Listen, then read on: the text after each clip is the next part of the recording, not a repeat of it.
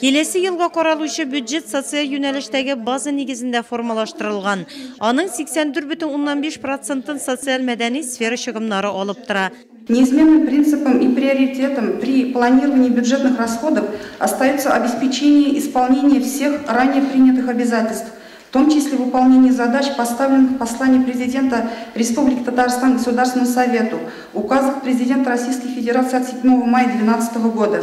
Особую значимость это имеет в 2018 году, поскольку этот год является завершающим в рамках проведения мероприятий по повышению уровня заработной платы отдельных категорий работников бюджетной сферы, по итогам которого должны быть выполнены все целевые параметры. Алдагы 2 елга бюджет фаразлары да эшчәнлекнең нәтиҗәлелеген күтәрү, бюджет чыгымнарын сактытуга юнәлдерелгән. Необходимость выполнения указанных обязательств ведет к сохранению социальной ориентации бюджета.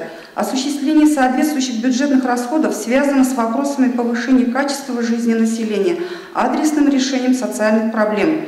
Сессияда район советының элек кабул ителгән берничә карарына үзгәрешләр кертелде.